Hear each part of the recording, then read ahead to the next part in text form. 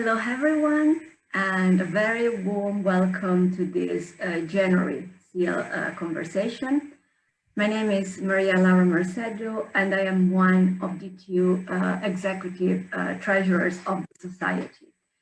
Let me say that we are thrilled to kick off the 2021 edition of the SEAL Conversations with such a stellar lineup of speakers. We are really grateful to all the panelists and to the moderator for having accepted our invitation. It's truly a pleasure to have you here with us. Now, I just have a couple of points and an announcement to make before handing over to Simon Lester, who is the moderator for this session. Now, let's go with the announcement first. As you might have noticed, we have started working on the organization of the SIEL Biennial Conference, which will be held online in July from the 8th to the 10th of July 2021. The call for proposals is out, so please do check the SIEL website for more information and for more updates. Now, a couple of points about this conversation.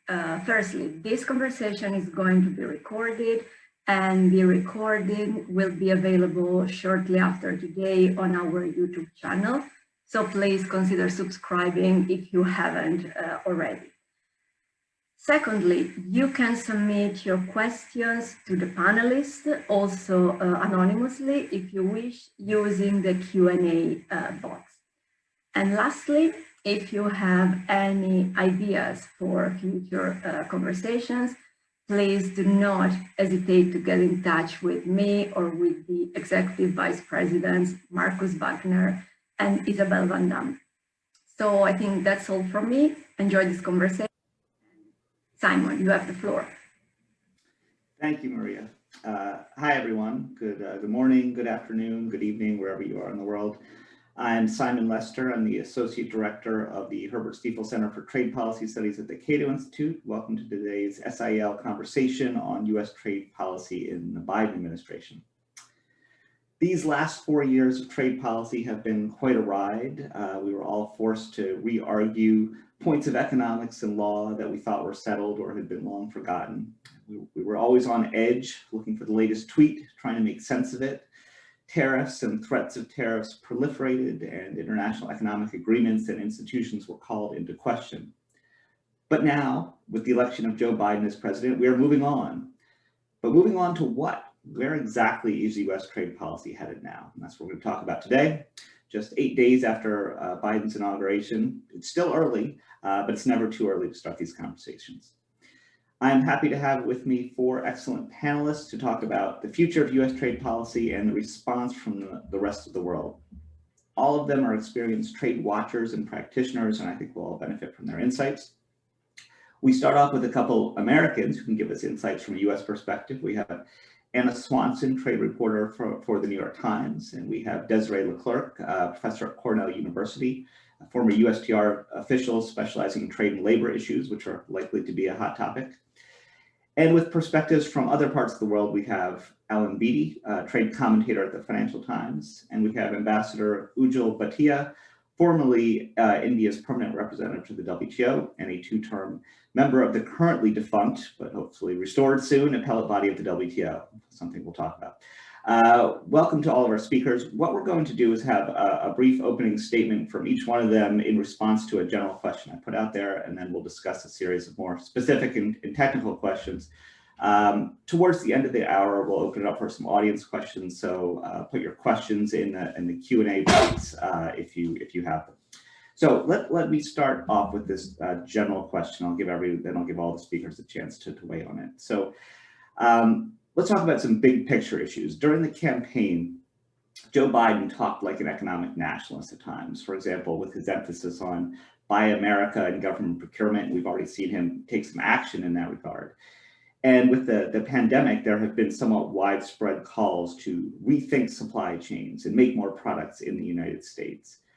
So my question is, given the political, economic, and public health circumstances we find ourselves in, to what extent will the Biden administration move away from the Trump administration's economic nationalism, how much of a change do you expect to see here? So let me start off with Anna on this one. Anna, over to you. Thank you so much, and thanks for having me on the panel. I'm really delighted to be among such a group of expert folks. So I believe that the shift toward economic nationalism is bigger than Donald Trump. Joe Biden, will definitely have his own interpretation of economic nationalism, one that's likely to be much less isolationist than Trump's, and which is more respectful of multilateral trade rules, I think. But it's become pretty clear from Biden's campaign in his early days in office, in my view, that this general trend toward economic nationalism in trade does represent to some extent the larger direction of the Democratic Party and many Republicans right now as well. So this is something I've been watching for very carefully in recent weeks. There have been a lot of questions about whether a Biden administration and his reappointment of a lot of former Obama officials would constitute more of a return to status quo on trade. But actually, I see very little sign of this so far.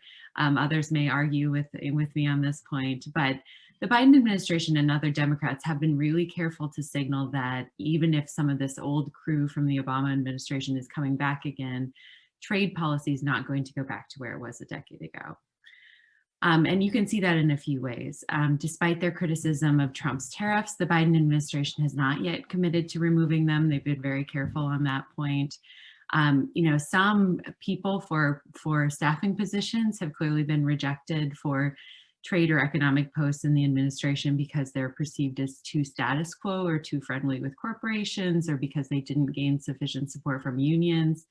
And the earliest trade move that we've seen from the Biden administration have focused on Buy American programs, supply chains with trade deals really expected to take a back burner in terms of policy.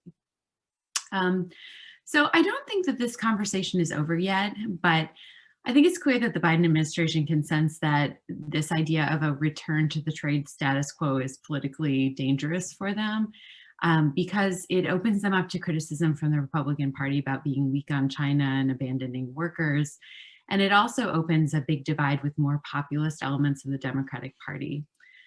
So those divisions in the Democratic Party between the more populist elements and the more moderate elements were all really laid bare in the debate over TPP several years ago, which was very painful for a lot of Democrats. And Democrats do not want to return to that situation in which many members of Congress were openly clashing with the administration on the trade agenda. There are also, some bigger trends driving this shift toward economic nationalism, the perceived inability of the US to compete with China on a level playing field, and the general kind of disillusionment with the ability of the American economy to provide good paying jobs for less educated workers, which rightly or wrongly, some people link with offshoring and trade agreements. Just to finish up, Biden to me doesn't seem to have exceptionally strong views on trade himself. It just wasn't his primary focus of his career the way international relations or nuclear proliferation or other domestic issues were. But Biden is obviously very adept at locating both the center and the direction of the Democratic Party. And so I think it's very telling that so far he has embraced this more of a nationalist trade approach. Thanks. Thank you, Anna. That was a great kickoff. Let me go to Desiree now. As the other American on the panel, do you have any different perspective on this, or do you just want to endorse everything Anna said? I'll turn it to you. Thanks, Simon, and thank you, SIEL, for having me on today. It's wonderful to be able to engage in such with a diverse trade audience. As a labor and trade person, I'm usually speaking with labor unions and corporations, so it's nice to be able to reach out and speak to others. I actually agree with a lot of what Anna just said, in particular, her note that we all want to avoid the clashes that have been happening between the administration and Congress. But I think it's really easy also to oversimplify that. We often think of Congress as Republicans and Democrats. We've got the progressives and the liberals, and we talk about them as if they're blocks, but they're not. Right? I think that one of the things that trade exposes is divisions even within ideological ranks, and people grappling with understanding what the purpose of trade should be and how trade objectives, particularly those in the United States, should appropriately export international standards and what the United States' role in that should be. So against that backdrop, I'd like to cover two broad issues. The first issue covers something that advocates are undoubtedly pushing the administration to change, that I would urge the administration to remain the same. The second issue covers something that advocates are pushing the administration to keep the same, that I would urge change. First, as you're all aware, many Democrats in Congress and labor stakeholders are aggressively urging the Biden administration to change our most recent labor provisions. They want them more enforceable. They want them more binding. The most recent labor provisions we have are in USMCA, as you're all aware. It was the kind of consequence of a lot of these clashes that Anna refers to. For those who don't know, USMCA marks a remarkable advancement in labor rights and trade. It's got a new rapid response mechanism that actually reaches into the firms in Mexico to enforce freedom of association collective bargaining. We've never done that before. It prohibits imports of goods made by forced labor, something that already exists in the books in the United States, but now the standard will also be adopted by Canada and Mexico. It's got a new burden of proof in a manner that affects trade. We can talk about that later in the comments if there's interest. But suffice it to say, USMCA elevates and makes more enforceable the current labor provisions. That's good and it's bad, right? On the one hand, labor provisions have evolved significantly since we first saw them in NAFTA. Started off by committing all of the parties not to derogate from their own national labor laws in order to gain a competitive advantage. Eventually, they started linking labor provisions to those in the International Labor Organization, the ILO. That was great. These were neutral, multilaterally agreed upon labor standards, and all parties were committing to them. Let's take USMCA, which now starts prescribing the language of labor laws in other countries. The United States is moving away from its neutral position with the ILO, and it's becoming increasingly prescriptive. It's deciding what the labor laws in other countries should say, and it's more aggressively enforcing those labor laws. From a rights perspective, that's not horrible, unless you start looking at what the United States means when it says labor rights and labor laws. The United States' own labor laws do not comply with those of the ILO. For those of us who have been working in the labor space, we actually know that the United States labor laws are quite horrible. So the idea of the United States increasingly enforcing and prescribing those labor laws is actually cause for some concern.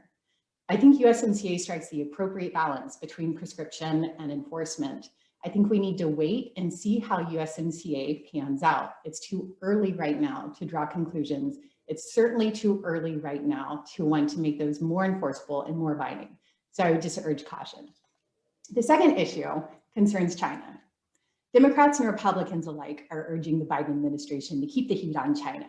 I know in the labor context, labor advocates get frustrated when trade policy members decide not to punish governments for their labor derogations. I imagine trade advocates likely get frustrated if we're not going to punish our trade partners for trade derogations for something broader than trade.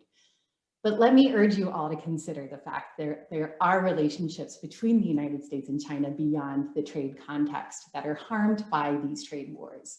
In particular, when I was at USTR, I saw countless opportunities declined in ASEAN, APEC, and other multilateral fora that could have significantly advanced issues of common interest simply because of trade wars. I'm not saying roll back the trade punishments. I'm not saying that we should give China a pass, that we should lift prohibitions from forced labor in Xinjiang. All of these measures I support, but I think that we need to start considering the bigger diplomatic question and start figuring out how our parties can save face. With that, I'll turn it back to you, Simon. Thank you. Thank you, Desiree. That was great and very provocative. Maybe we'll see if that stirs up any questions from the audience. Let me now turn to Alan and Ujal. So, there's a danger, for Americans to sort of, simply sit in our American bubble and only think about ourselves. So it's good to get perspective from people outside of the United States. So let me turn now to you, Alan and Ujal. What's your take from a European perspective or an Indian perspective or just a broader perspective of a world citizen? What are you expecting or hoping for from the Biden administration? I'll start with you, Alan. Well, just put myself in the voices of Brussels for the moment, and the EU institutions and governments. I think more than anything, what they want is a quiet life. It's been kind of exhausting the last 4 years, continually watching Twitter in the evening, seeing if there's going to be an entirely new trade policy overnight, and the continued threats of tariffs on cars, the national security tariffs. It's the volatility as much as anything, I think, that people have been alarmed at. People actually can cope. The EU can cope with a US that's shifting towards a more economically nationalist position, as long as it's somewhat predictable and as long as these are people that you can actually engage with. I'll give you an example, which is the digital services tax. Okay, to a lot of people in Europe, it's an absolute no-brainer that tech companies should be paying more taxes.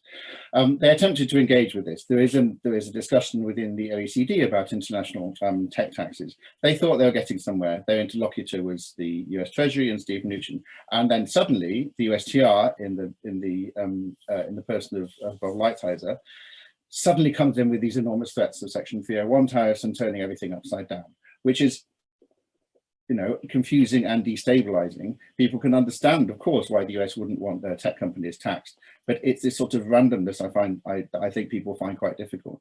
I think certainly in actual trade circles, there's not a lot of illusion over here that we will go back to the status quo under Obama. I mean, let's face it, certainly by the end of the Obama years, it became increasingly clear that that movement was already in train. Okay, so the sort of the Clinton, George W. Bush model of engagement with the WTO and then competitive liberalization on a bilateral and a regional basis was kind of running out of road. The Obama administration was increasingly annoyed with the WTO. People forget it was them that started blocking judges on the appellate body, not leaving them open, but started blocking individuals. And TPP, of course, as you heard, had encountered stiff opposition in Congress, and TTIP, the negotiations with the EU, had essentially died altogether. So I don't think people are under huge illusions. People would be reasonably happy over here if they removed some of the immediate irritants, such as the national security tariffs, Airbus Boeing, the digital services tax, and so forth. Anything beyond that, anything which we can go on to talk about, any sort of constructive new engagement and collaboration versus China, for example, I think would be a bonus. Thank you, Alan. Well, we certainly share your exhaustion of looking at 10 o'clock as there's some new tweet we have to deal with. Ujal, over to you. How do you see this? What are you expecting or hoping for from the Biden administration on trade? Thank you, Simon, and I'm delighted to be part of this very enlightened panel. I think there are two reference points for addressing this issue. The first one is the lessons from the ongoing pandemic, where we've seen a very high number of trade restrictions being imposed around the world. Trust in global value chains is bound to be affected. As a result, we're already witnessing calls for self-sufficiency in crucial sectors around the world. And I found very interesting Alan's article today in the Financial Times about the goings on within the European Union and the member states on these COVID-related treatments and vaccines and so on. Speaking more broadly, I think the re-legitimization of industrial policy is an emerging reality. It will require real leadership to prevent the slide of these trends into full-blown protectionism. The second reference point is China, and whether a via media can be established in dealing with its state capitalism model. If not, I think the forces of economic nationalism will be strengthened around the world. Overall, I expect industrial policy to get fresh impetus around the world, including in the United States. At this moment, it is difficult to predict how much it will challenge the rules-based global trading system. But as far as the United States is concerned, it will be interesting to see how the Biden administration deals with the Section 232 tariffs. Thanks. Thank you, Ujal, and that was a great lead-in, great segue to my first question, or my first specific question. So we just talked big picture. Now let's get into some more specific technical issues. Let's talk about tariffs. President Trump famously referred to himself as a tariff man, and the Trump administration imposed and threatened tariffs in many creative ways. And the two most famous uses, I think, are these two statutes under U.S. law, Section 232, tariffs based on national security, tariffs and other measures, and then Section 301, tariffs in response to unfair practices of various sorts, and we had some imposed on China and threatens against Europe and Vietnam.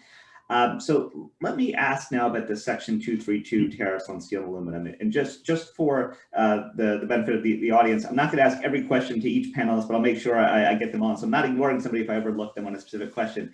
Let me start here with Anna. What do you see happening now with the Section 232 steel and aluminum tariffs? Will the Biden administration repeal them either immediately or at some later time? Will they be able to resist pressure from the domestic industry and labor unions to keep them in place? Well, I wish I had a specific answer for this on you, but the Biden administration has been very careful to not tip their hand on this issue, and there's really no clear sign yet from the administration what exactly they're going to do. We had the confirmation hearing of Gina Raimondo, the nominee for Secretary of Commerce, earlier this week, and she was very careful not to weigh in either way, you know, merely saying that the Biden administration would conduct a comprehensive review of the tariffs, which is what they've said all along. If you just step back and look at strategy, you would think that the steel and aluminum tariffs would be a more obvious candidate for removal, especially compared to the tariffs on China, for example. Since Biden, you know, criticized Trump so much for angering close allies like Canada and Europe with his trade policy, and these tariffs were really one of the main sticking points in those relationships. There's also been a lot of criticism, obviously, over the rationale behind these tariffs, you know, of protecting national security, with a lot of critics really mocking the idea that Canadian metal poses a national security threat to the United States. You also have second stage retaliatory tariffs on from Europe on this issue automatically taking effect by June 1st. So that creates a kind of powerful mechanism for at least the EU and the United States to try to reach a compromise on this issue. But, you know, obviously there are some, as you mentioned, there are some domestic constituencies that are very supportive of the tariffs, like the steel workers. So I think the question will become, is there another initiative that the Biden administration can launch that would benefit these groups in exchange, like a major infrastructure plan? And or can the Biden administration replace these unilateral metal tariffs with a more sort of comprehensive multilateral approach to the global steel and aluminum sectors that would be more effective anyway in getting at the root of the problem, which is basically Chinese overcapacity. But those are both, you know, very difficult tasks, especially multilateral negotiations. And so that's why I think you probably won't see any immediate movement on the tariffs. You know, I expect them to launch a review, as they said they're going to. And one obvious thing they could do in the short term is focus more on expanding exclusions to the tariffs and try to make that process more fair and transparent and organized in the meantime. Thank you, Anna. Let me turn to Alan on the same question to get maybe the EU view on this. How do you see the EU reacting to this? Can the EU-US relationship be repaired if the 232 tariffs remain in effect? Is this issue so crucial that it could, you know, stop cooperation on everything else? I feel that it's symbolic rather than crucial, in the sense that it's a steel industry. You know, it's not that big a part of the economy, and my God, it's always the steel industry that we're talking about with trade. They're always dealing with a whole bunch of anti-dumping and anti-subsidy duties and safeguards and this, that, and the other. And everyone within the EU knows what they think. They're not gigantically powerful within the EU, and they themselves in their lobbying here are also focused on other issues such as the carbon border tax that the EU is developing, which they're very keen on. So, you know, by and of itself, I don't think it's in itself hugely economically substantive. I think, however, people would take it as quite symbolic of the Biden administration's willingness to take on its domestic constituents, because, you know, the rationale for these is so absurd, right? The idea that the EU, of all places, is a national security threat to the United States, right? The EU isn't even a national security threat to countries like Russia, which are supposed to be its enemies, right? Let alone a national security threat to its friends. It's mainly a national security threat to itself. So the rationale for this was so absolutely absurd that keeping them in place, I think, will signal to a lot of people, okay, this is sort of what we feared.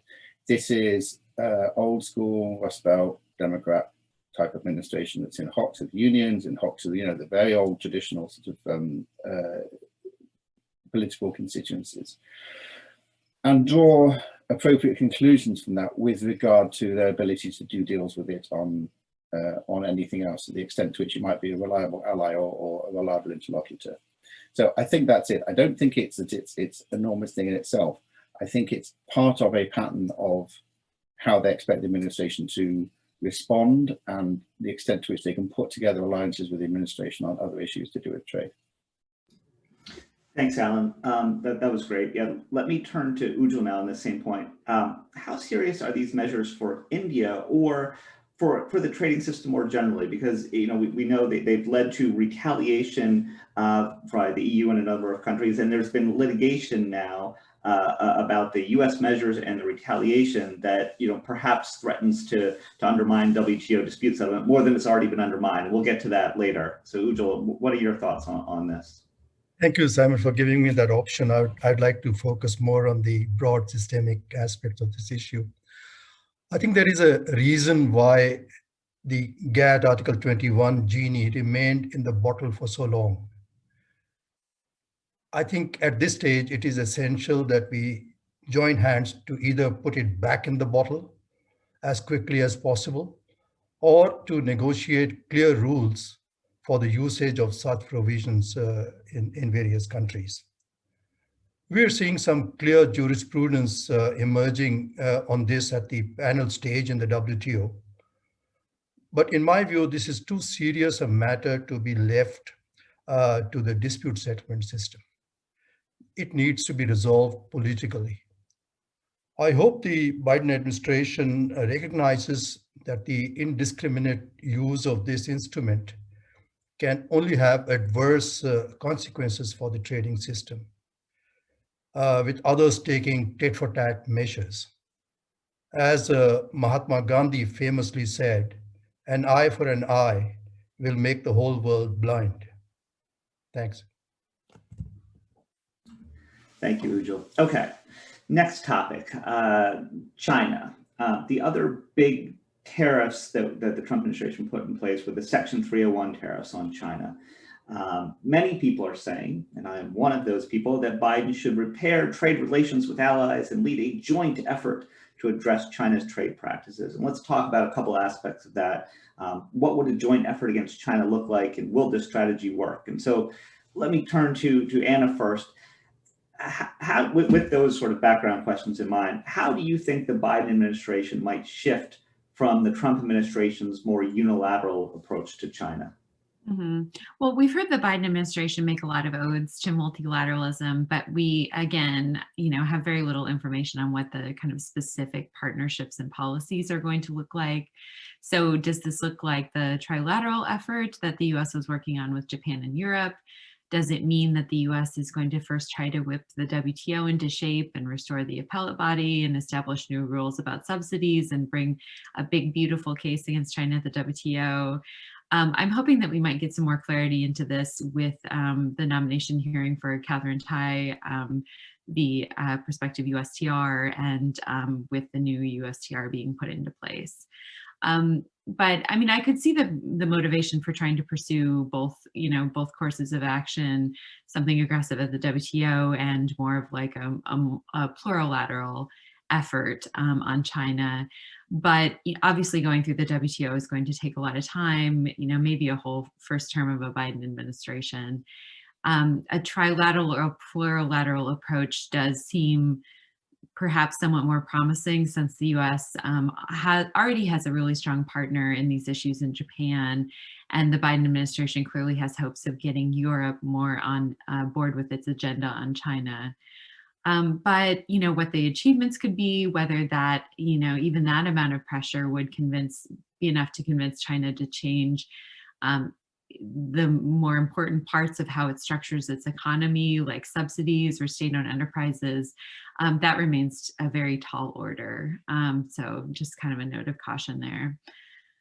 I think, when it comes to the Biden administration relaxing the tariffs on China, or, removing some of the entity listings, or walking back any of, the kind of tough but also arbitrary measures that the Trump administration has taken towards China, it's a very difficult political line for the Biden administration to walk because China is obviously such a politically explosive issue here. And just in the last couple of days, you've seen Republicans like Marco Rubio, Ted Cruz, Michael McCaul criticize some of the Biden nominees like Gina Raimondo and Linda Thomas Greenfield, the nominee for UN ambassador, for perceived weakness on China, and you've seen some calls to block their nominations over the issue. So at the very least, I think that signals that this is going to be a persistent PR issue for the Biden team, and that they have to be extremely cautious on their messaging when it comes to China. Thanks, Anna. Let me turn to Desiree on this now. And Desiree, you can answer this any way you want to, but I'm just going to throw in the point. We have this recent development with this EU China investment agreement that has some detailed labor provisions in it, and that the U.S. China phase 1 deal doesn't. So let me put sort of generally to you, what would the Biden administration approach to trade with China look like? And then, if you want to, you can also talk about, well, and what might they do with labor, which the Trump administration ignored in the context of China. Thanks, Simon. And actually, I thank you also, Anna, because you said some great groundwork there for my comments. I agree, like with the previous question, with a lot of what Anna just said, particularly her emphasis on plurilateralism and using multilateral frameworks. One of the disheartening parts of the Trump administration in comparison to the Obama administration is the number of unilateral measures, whether it was Section 301, Section 232. All of a sudden, the United States trade actions stopped being multilateral and neutral and started looking a lot more protectionist, and not protectionist in the good sense, not protectionist in the sense that, we care about American workers and we care about American enterprises, which are legitimate trade functions, but rather as trade arsenal. And all the trade rules were no longer the trade rules. One of the promising elements of the Biden administration is that we get to reset this stage. We get to reconsider the methodology and the purpose of our trade relationships. And China is a perfect example. One of the things that I don't know if I agree with Anna on is whether or not we should give up on China's system of trade actions. And the reason why I'm skeptical of that is because we've given up on China's labor provisions. As Simon mentions, the United States phase 1 doesn't even talk about labor provisions because it wasn't carried out as a full-blown trade agreement. The negotiating objectives to require reference to international labor standards was omitted. Speculating here, possibly one of the reasons for that was this similar disbelief that China would ever agree to engaging in a trade agreement with labor provisions in them. It seemed like a non-starter. Enter EU-China investment agreement, which has the very types of labor provisions that no one thought would be possible. So in this agreement, and there are all kinds of problems with the language, I'm not endorsing those provisions as currently written. We could get into the technical details later, but nevertheless, it marks a massive advancement. It's the first trade agreement that I know of that China has entered into with binding commitments to international labor standards. It opens the door for commentary. It opens the door for worker grievances. All of these pluses the United States could have and should have pursued and did not. But this brings us back to multilateralism and what are the benefits of it. Rather than doing a unilateral action against China, if the United States were to work with other trade partners, including the EU, to having a targeted approach, then further progress could be made. In this instance, the EU has opened the door. It has opened the door for future agreements, future negotiations. Now that China has already acceded to labor provisions, it'll be easier for China to accede to the CPTPP, to begin discussions about a real trade agreement with the United States, should that ever happen. But this shows the advantage to working with your trade partners and working towards progressive provisions rather than just giving up entirely on it. And I think we should think more about this more broadly with China as well. Thank you, Simon. Thanks, Desiree. Once again, the speakers have given me a nice segue. So my question now to Alan is, Desiree was talking, and I've suggested the Biden administration should work with the EU on this. So my question for you is, Well, how easy will that be? Is the Biden administration going to be able to work with the EU on issues related to China, or are they just going to go back to the usual food fights with Europe and the Airbus-Boeing battle and all the other battles? What do you think from a Brussels perspective? Is this cooperation realistic? I mean, you asked me about the US. Just answering with regard to how reliable a partner the EU will be. Paradoxically, although I agree with Desiree on the the actual provisions of CAI itself and how the investment agreement, how it goes further, politically, if anything, the signing of CAI makes the EU a less rather than a more reliable interlocutor. As of 6 weeks, 2 months ago, no one thought this was going to get done by the end of the year. It was jammed through very quickly, largely by Germany because they held the presidency of the member states. They were extremely keen to get it through. They were not, let's be honest, extremely keen to get it through because they really, really wanted labour provisions in there.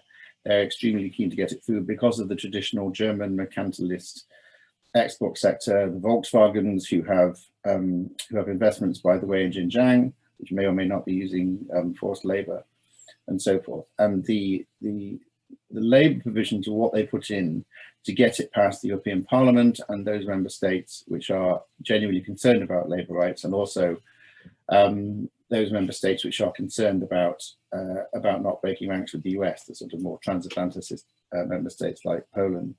Now, one of the problems I think with this is that the US is not facing a unified EU which has a clear game theory worked out. It's facing quite a divided EU. States like Germany, which really want to push this through, other states which do not, and the European Parliament, which is really quite sceptical.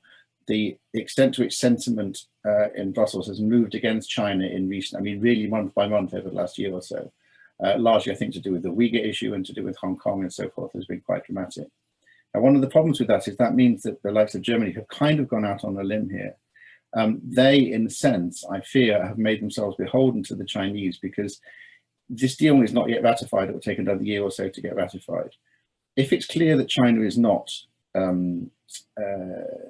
adhering to it, and let's face it, China is not actually going to ratify an ILO Convention on Forced Labour in a year, and it's not going to dismantle the Uyghur re-education camps in a year, if indeed ever, then it becomes increasingly difficult for those governments which have engaged with China to admit that they were wrong and to back down.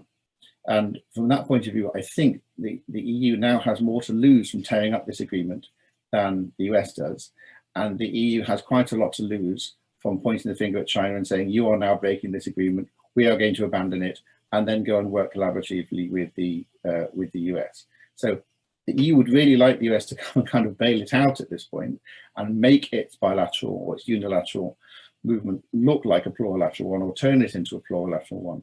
But the politics of that within the EU have actually become quite difficult. So that's the thing. The EU has traditionally regarded itself as sort of not quite equidistant between the US and China. Clearly not being a geostrategic power, although it likes to think it's a geostrategic power, it isn't a geostrategic power. It does not have a navy that is going to be sent through the South China Sea. It doesn't feel itself to be a military strategic competitor to China in the way that the US does. And so it's always tried to keep this kind of distance. It's been shifting closer towards the US over the last few years, despite Donald Trump. But with this movement, I fear that it's shifted back towards China, and that's actually going to make it harder rather than easier to put together a plurilateral agreement, no matter what the actual formal content of the investment agreement is. Thank you, Alan. So these hours move quickly, and I want to make sure I get to 2 points, to two particular issues. So first, now I want to turn to Desiree now to ask about the renegotiated NAFTA, the USMCA. The USMCA is now in effect, and there have been calls for filing complaints under the new labor provisions, and you made reference to these earlier. And my question for you is, how do you see USMCA labor enforcement going? There was lots of talk about cases during the Trump administration, but they never came. Are we about to see a flood of them under the Biden administration? And what impact will they have on labor rights in Mexico? Will this actually work?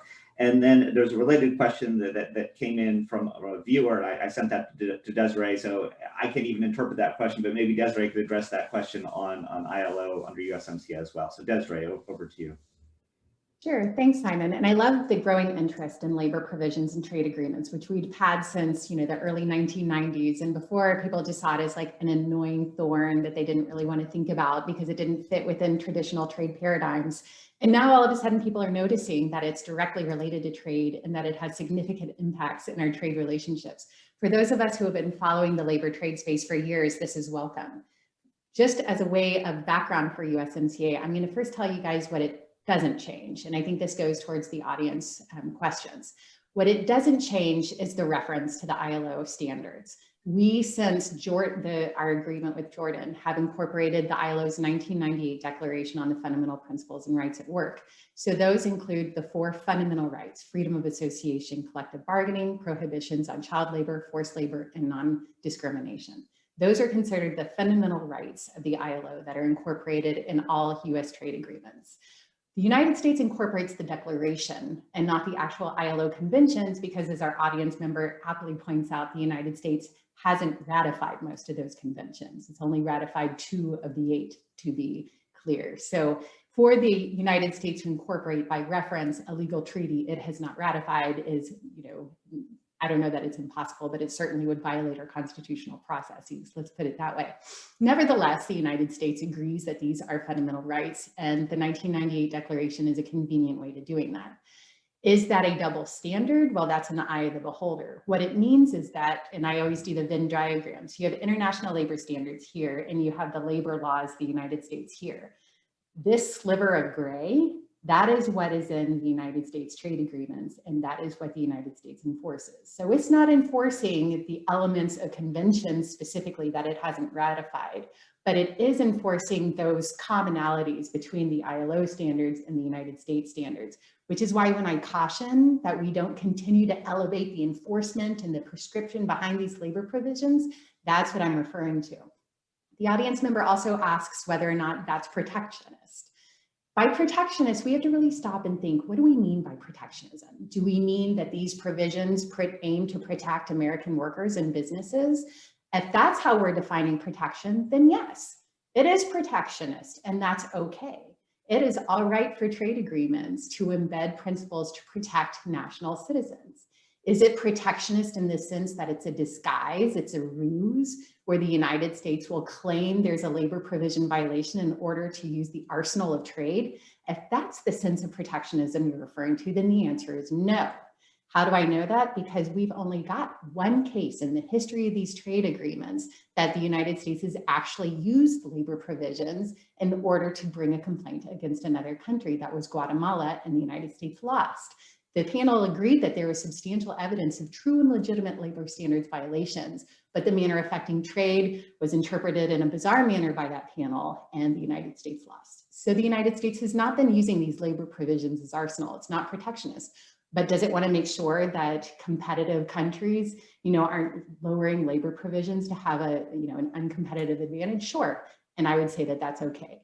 Moving to USMCA, so as I mentioned, USMCA has a new mechanism. It's called the Rapid Response Labor Mechanism that allows workers in firms in Mexico to bring complaints under a trade agreement for violations of freedom of association, collective bargaining.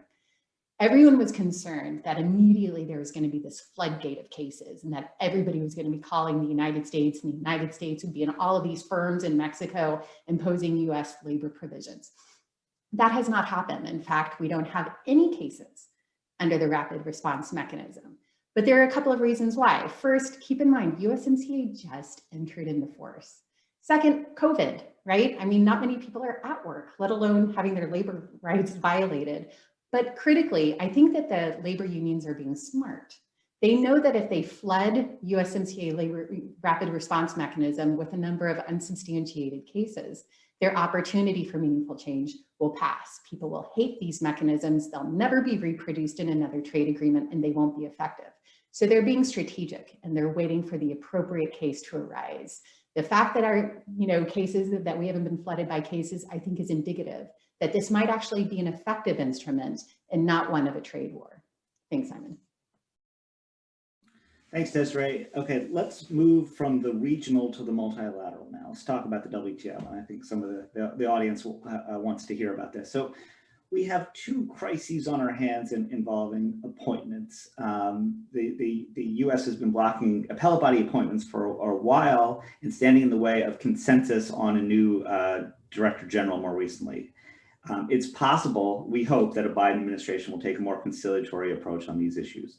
Ujal, how do you see the Director General and appellate body appointments going under a Biden administration? The Director General race, I think, is a little more straightforward. The appellate body is more complicated.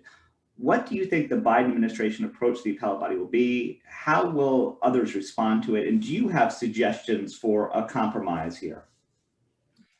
Thanks, Simon. I think you're right. The appointment of the new DG should be fairly straightforward. I think there is a pretty broad consensus around Dr. Ngozi Okonjo-Iweala, and I hope that the Biden administration will join that consensus very quickly. The appellate body issue is a bit more complex. There seems to be quite a broadly shared view in the United States that the appellate body has been insufficiently deferential to the US trade remedy determinations, that it has exceeded its mandate in a number of ways, and that there is insufficient member oversight over its functioning. The previous administration was quite clear in expressing these concerns, but what was unclear about their approach till the end was the kind of reforms they considered necessary. What was especially problematic was the ambiguity of their position on whether or not there should be a provision for appellate review at all. I expect the Biden administration to weigh in for a reformed appellate body. What that would look like is difficult to say at this stage. It would be tempting, but in my view, wrong, to see the package negotiated by Ambassador Walker last year as the basis for a reformed appellate body. That package was negotiated in a particular context. That context has changed with the change of guard in the United States. I guess we'll just have to wait and see. But it would be quite unrealistic to expect a new appellate body to emerge without its mandate being circumscribed in some ways. As an aside, I've always been a bit surprised at the United States focus on the 90-day issue in the appellate body. We did a quick study of the 2018 disputes, which were finalized by the appellate body in 2018. And we found that from the date the panel was composed till the date of the appellate body report, the average was 6 years. So I'm a bit surprised that we're not talking about 6 years, we're talking about 90 days. Thanks. Thanks, Ujal. Let me stay with the WTO for a second and ask some sort of broader policy questions. The Trump administration brought a number of broad challenges to the WTO. They were concerned about the transparency of certain trade measures, about possible abuse of developing country status, the use of industrial subsidies, the participation of non-market-oriented economies in the system. Ujal, did the Trump administration have a point with any of this, and did they make any progress? And what do you think the Biden administration will continue pushing some of these issues that the Trump administration put forward? I think some of these issues certainly would merit further discussion, because 2021 is not the same as 1995. And the global economy has changed, and I think we need to remodel the WTO to look at new realities. On the issue of transparency, I think this is a relatively simple issue which can be resolved in a larger discussion, given goodwill from all sides. Let me not take too much time on that. On the issue of developing country status, this is, of course, much more complex. I believe it will be very difficult to negotiate this formally. Voluntary opt-outs are more likely, but the key underlying issue is the value of special and differential treatment itself. Much of that is either hortatory or best endeavor or longer transition periods and so on. I haven't seen much analysis demonstrating a concrete trade advantage of special and differential treatment. So my feeling is that rather than discussing this horizontally in the WTO, which will take the WTO members nowhere, it may be useful to discuss this issue in the mandate for future negotiations on specific issues. On the issue of industrial subsidies, non-market economies, I think this issue is likely to be one of the central issues for discussion in the WTO in the coming months. While China is central to this discussion, it is not the only one. We are at the beginning of a new era of industrial policy, and other issues of sovereignty and policy space are likely to come up, especially in the context of issues like public health challenges and climate change. So what I'm saying is that the discussion on industrial subsidies needs to be broader than just being China-centric. In my view, it would be difficult to obtain consensus within the WTO if the reform proposals are viewed as addressing only one part of the problem. And I especially refer to what Desiree said a while back regarding China. It is likely to be more productive to take these discussions off campus into bilateral or plurilateral negotiation. And the EU-China CAI is a good example. I understand the Chinese may be interested in the TPP itself. That would be another good forum to discuss these issues so that you have some broad positions agreed in various instruments, which you could later transpose into the WTO. As an aside, I'd just like to add that if we think industrial subsidies are easy to deal with, try to remember the large civil aircraft dispute between the European Union and the United States. That's been going on for over 16 years now in the WTO and is nowhere near over. And at least conceptually, the European Union and the United States are supposed to be on the same side of the industrial subsidies divide. Thanks. Thanks, Ujal. So I had just taken us from the regional to the multilateral. I'm going to take us back to the bilateral and talk about possible U.S. bilateral trade negotiations. The Trump administration undertook trade negotiations in its own unique way, mostly under the threat of higher tariffs. So far, the Biden administration, the key players have all expressed doubt about the possibility of new trade negotiations anytime soon. Let's talk about certain aspects of that. Anna, what do you think the prospects are for renewal of Trade Promotion Authority when it runs out in a few months? And what might the Biden administration do with negotiations it's inheriting from the Trump administration? So there are talks underway with the UK and with Kenya. And let me throw in a question from the audience. Somebody asks, what will Biden's trade engagement with Africa be? And possible implementation of the Africa Continental Free Trade Area. So I'll put all those questions out to you. And if you want to throw in something about the TPP as well, what are your thoughts on bilateral or plurilateral trade talks under the Biden administration? Well, I just don't think the prospects of those seem particularly bright, at least in the near term. The Biden administration has just not expressed that much interest in bilateral trade negotiations or trade negotiations in general. And some of those specific deals don't seem very consistent with their agenda. I think initially, they're going to be much more focused on trade enforcement, on supply chains, on infrastructure, on their plans for coronavirus and climate change. So I just really don't expect to see, much movement on that, especially in the initial months. Obviously, that's very disappointing to Britain in particular. In terms of the negotiations with Kenya, I think you could see, some motivation to strike the first trade agreement an initial trade agreement with an African country. But you might also run into the issue of, you know, working with a developing country and issues about surrounding labor standards.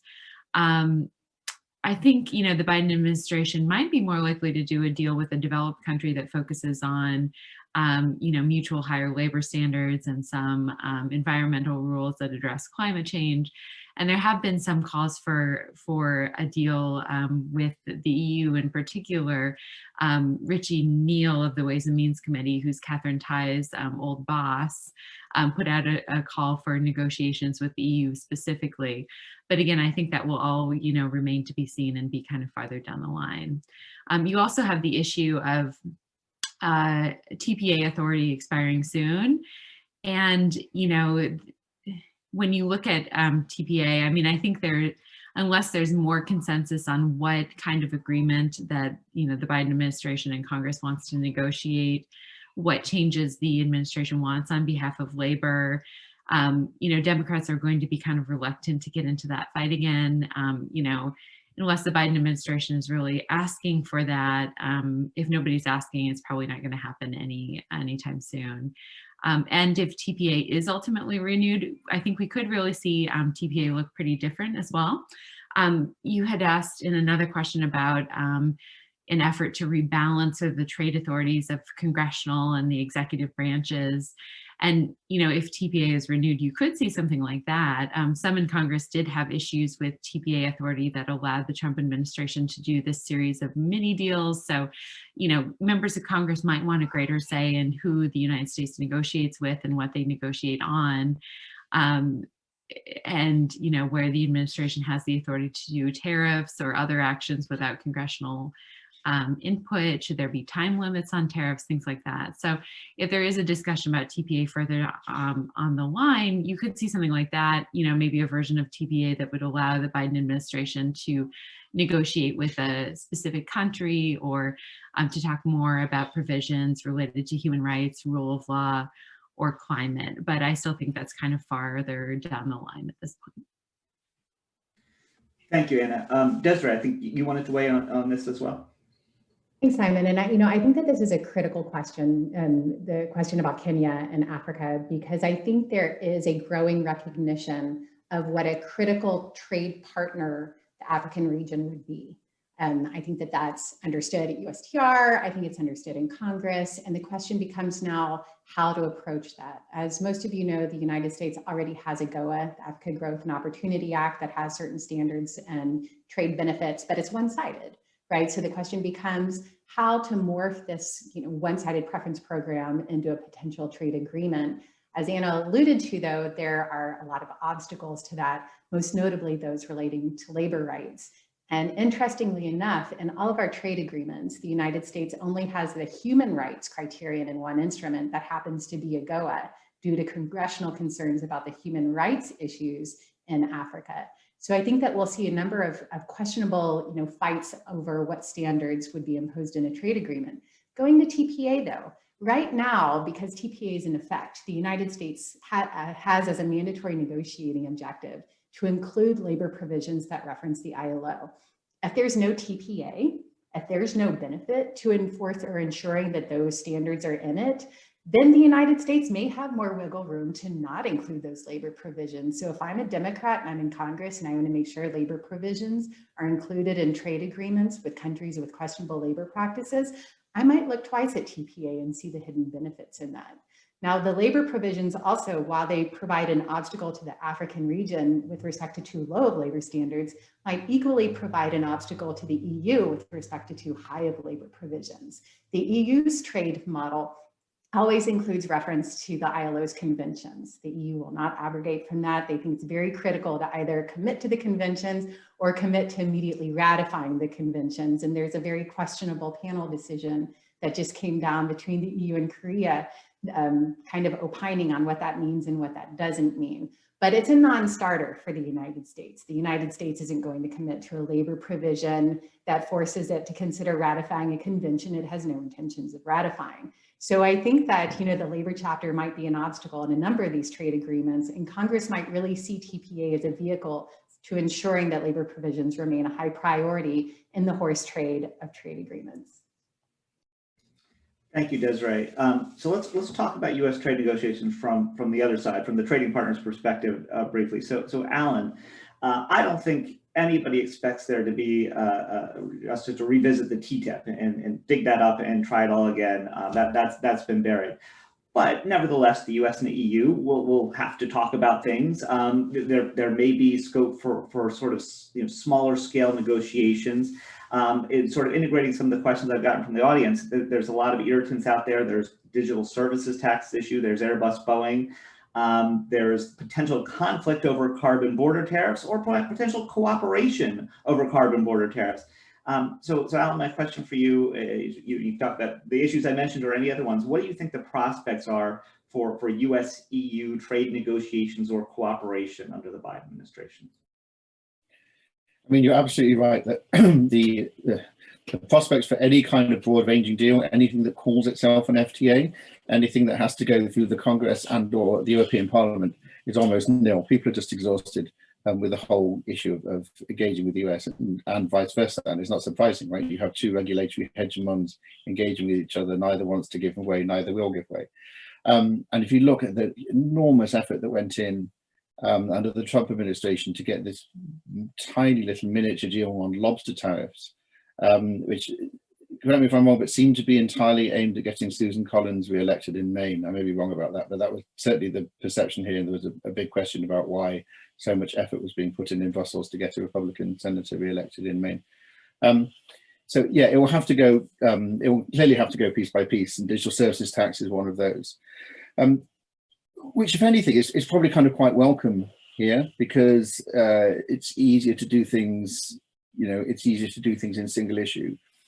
The difficulty specifically from the EU's point of view is that very often those kinds of issues in the EU have different competencies and sort of different locus standi. So the digital services tax, for example, there is a move for an EU-wide digital services tax, but at the moment it's a country-by-country thing. So it's France's digital services tax that was really exercising light there. So these are things which the Europeans are going to have to deal with often at a member state level rather than an EU-wide level, with all the potential that has for them to be bought off, do side deals, not show a unified position, that sort of thing. The one movement that you've seen so far, an attempt to sort of have a coherent framework for these discussions, is this thing called the Trade and Technology Council, which they're going to put together. I must say, I'm a bit of a skeptic of sort of bureaucratic initiatives masquerading as substance, not least because I'm a veteran of various things. I think it was the Transatlantic Economic Council, which was set up under the Bush administration, and spent several years failing to get chemical wash chicken into the EU, on which, by the way, I don't really have a particularly strong view, except I just thought it's an enormous waste of everyone's time. So yeah, there is a relief, and there's a clear determination. We're not going to have a TTIP. We are not going to have a single undertaking board-based deal, and we'll just have to see issue by issue whether or not solutions are possible. Thanks, Alan. So we're a little over a lot of time, but I think we have time for at least one more question. I'm going to pick up on something that Anna was talking about. She was talking about congressional executive balance of power. I'm going to ask kind of a joint question here. I'm going to put it to Desiree. So we have this new Democratic controlled Congress, just barely controlled, and that seems like it's still being worked out. Is there any chance of rebalancing of congressional executive trade power under this Congress? And I don't know if this is related or not, but I'm going to ask it anyway. As we see the USTR, staffing of political positions take place. I mean, we know the nominee, Catherine Tai, we know the chief of staff, but there's still a lot of positions to fill. How do you see that internal Democratic battle playing out, and what are the key positions within USTR that we should be keeping an eye on? Thanks, Simon. Those are tricky questions. So what do we know?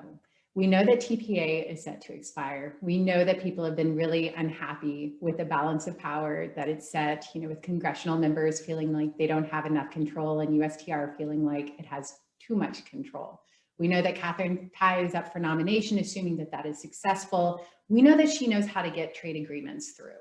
We know that she understands the political dynamics that happen, the sensitivities, the hot buttons, and how to get the votes. So I think that is actually critical for moving forward, whether it's on TPA, whether it's on future trade agreements, is testing the limits of Congress, understanding what their priorities are going to be, what policies they want to get through, and what language to use, because it really is a dance. Even with TPA, you know, TPA makes it sound like there's this boilerplate language and USTR just enforces it. That's far from the truth. It's a constant dialogue between USTR and Congress, even under the current TPA. So my hope would be that it would continue to foster that type of fluid relationship. I think there were a lot of lessons drawn from USMCA about, you know, a lot of last minute changes, Congress not having an opportunity to review the final drafts, and frustrations from that will likely linger and resurface in future TPA negotiations. Nevertheless, as I mentioned, it's critical to have TPA. If you don't have it, if you have USTR negotiating a trade agreement with a questionable Congress behind it, its trade partners aren't going to be motivated. They're not going to feel like USTR speaks with the authority of the country. It's going to raise into question a number of various provisions that the United States is trying to push on Congress's behalf. And Congress might even end up losing its leverage on things like labor provisions when those provisions end up becoming thorny issues. So I would really urge that, you know, USTR and Congress continue to work together to make sure that there are these types of arrangements in place to make sure negotiations happen smoothly. Who do we also know is coming on board? Well, we know that the name Nora Todd has been tossed around. I mean, you know, she comes from a very progressive, you know, constituency. She understands Sherrod Brown's concerns, and in a way that's good, right? Because you can preempt a lot of the opposition that USTR has faced in Congress. On the other hand, I would really hope that that didn't mean the trade agenda was going to completely reflect those ideals, because again, I think that there's only so far that trade agreements can go. It's not the role of trade agreements to solve all of the world's problems. And I hope that whatever the positions in USTR go to, they find that right balance between addressing social concerns, trade concerns, and making sure we have a cohesive policy. Thank you. Thank you, Desiree. With that, I think we have to wrap it up. We're at our allotted time. Let me say thanks to all the speakers. That was great. I really enjoyed it. I learned a lot from that. Thanks to the audience for watching and for sending your questions. I tried to get to as many as I could. And thanks to the SIEL for sponsoring all of this. I think the next SIEL conversation will be on February 25th on the RCEP. So with that, thanks everybody. Have a great rest of the day.